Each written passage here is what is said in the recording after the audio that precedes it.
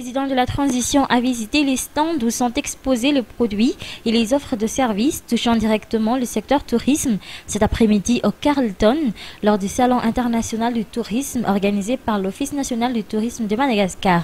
Accompagné par l'actuel ministre du tourisme Jean-Marc Sarut-Mamouns et le président de l'ONTM Eric Kohler et le président Andrazwil s'est entretenu avec les opérateurs touristiques nationaux et internationaux qui ont pris part à cet événement.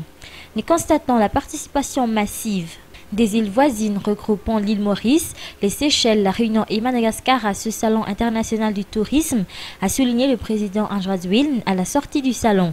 Pour lui, ceci signifie que Madagascar a une forte potentialité dans ce secteur, une mobilisation massive qui traduit efficacement la place considérable qu'occupe ce secteur dans notre pays, a-t-il continué avant de féliciter les organisateurs de ce grand rendez-vous international.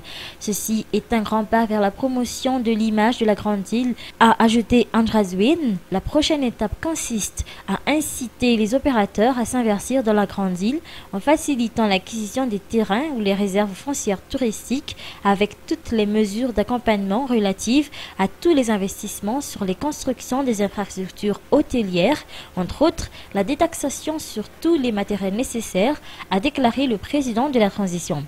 Par ailleurs, le chef d'État s'est également exprimé sur les affaires politiques nationales dans le sommet de la SADC qui se tient à Luanda depuis hier.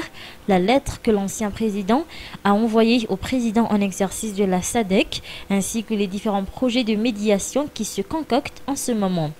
Clair, le président Andrazwil réaffirme sa position, mettre fin à la crise ainsi qu'aux périodes transitoires par l'organisation d'une élection libre, transparente et crédible serait l'unique objectif de tous. La SUNIT, avec les experts des Nations Unies, a déjà déclaré que Madagascar pourra procéder aux élections à partir du 11 novembre 2012, après tous les préparatifs de base nécessaires, a-t-il continué, avant d'ajouter que toute initiative de résolution de la crise et d'éradication de ses racines seront saluées. Mais les actes de déstabilisation sont inutiles. La preuve de patriotisme doit primer en ce moment pour faire sortir ensemble le pays de cette crise. En ce qui concerne la demande envoyée à la SADC par l'ancien président Ravalomanana, le président Andrazwil n'a souligné qu'aucune lettre ne lui a encore été parvenue dans ce sens.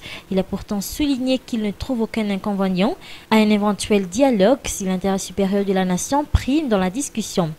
Questionné sur ce qu'il attend du sommet de la SADC qui se tient actuellement, le chef de l'État de souhaiter la levée de la sanction. À part cela, le président de la transition souhaite également une prise de décision positive sur le cas de Madagascar pour avancer dans une stabilité pérenne.